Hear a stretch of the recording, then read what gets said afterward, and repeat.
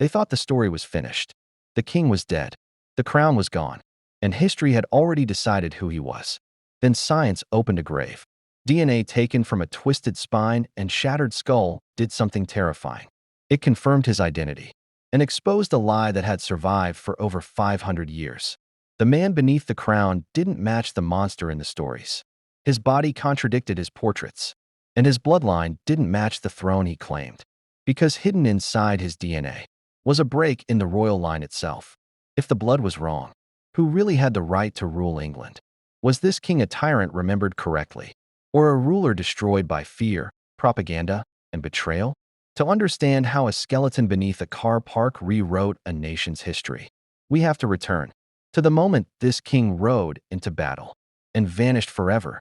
They found him, not in a tomb, not in a cathedral, but under asphalt, under paint lines, under years of silence.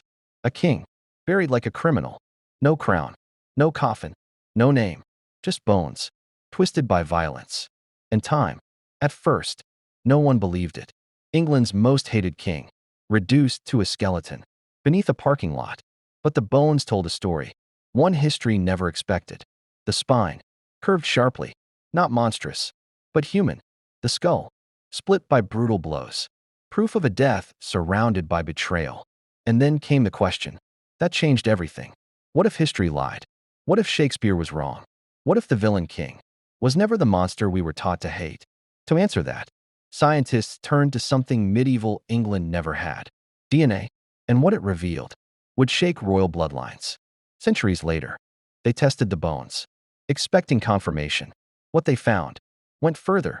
The DNA proved the skeleton was his.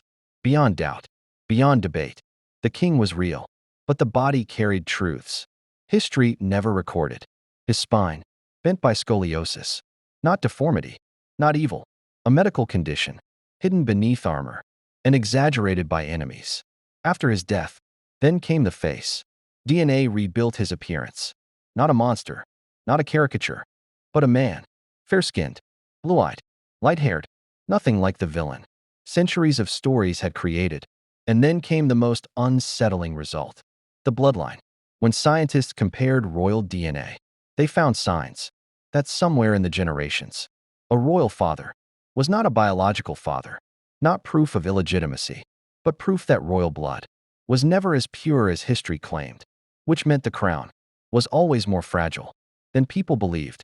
This was no longer about one king. It was about how power survives by controlling memory, and how one man was turned into a villain so others could rule. History did not decide his reputation. Stories did. Stories written after his death by people who never stood beside him. Plays, poems, whispers repeated until they became truth. One voice shaped his image more than any other. Shakespeare. On stage, Richard was twisted, cruel, born evil, a king who murdered without remorse. But Shakespeare was not writing history. He was writing for power. England was ruled by the dynasty that defeated Richard. The Tudors, they needed the king before them to be remembered as a monster. Because if Richard was evil, then removing him was justice. And so the story hardened, passed down, generation after generation. But when science examined his body, that certainty began to crack. The spine was real, but it was not grotesque. He was not crippled. He was not helpless. He could ride. He could fight. He could command men. The face was not demonic, not snarling, not cruel. It was human, calm, unremarkable. And then there were the accusations that sealed his name forever. The princes, 2 boys, last seen alive, inside the Tower of London. They vanished, and England demanded someone to blame. Richard was king, and kings carry suspicion. But history offers no confession, no witness, no remains, only silence. Other men had motive. Other men gained from their disappearance. But Richard lost everything. And in history, the defeated do not control the story. His reign lasted barely 2 years. Yet it was filled with fear, plots, rebellion, betrayal by former allies. This was not a peaceful kingdom. It was a collapsing one. Trust was dangerous. Mercy was weakness. By the end, Richard ruled in constant alert. Not because he enjoyed power, but because power was hunting him. He slept armed, prepared, with one eye open. This is how reputations are made. First, a man is defeated. Then, his enemies define him. And by the time evidence appears, centuries later, the story that followed Richard was sealed by silence. Two boys, heirs to the throne, locked inside the Tower of London. And then, they were never seen again. No trial, no execution, no public announcement, just absence. England searched for certainty, but history offered none. Richard was king, and kings become suspects by default. It was easy to believe. That power demanded blood, yet no document orders their deaths. No witness steps forward. No bodies are found. Only rumors, growing louder with time. Other men had motive. Other men gained. But suspicion clung to Richard, because he could not escape it. In unstable times, silence feels like guilt, and guilt hardens into legend. The mystery did not prove Richard a murderer, but it ensured he would never escape the question. The end came quickly. August 1485, Bosworth Field. Richard rode into battle, outnumbered, surrounded by men whose loyalty was uncertain. The ground was wet, the air loud with steel and shouting. And then, the betrayal. Key allies did not move.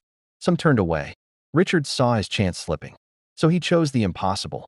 He charged, straight toward Henry Tudor, cutting through enemies, mud pulling at his horse.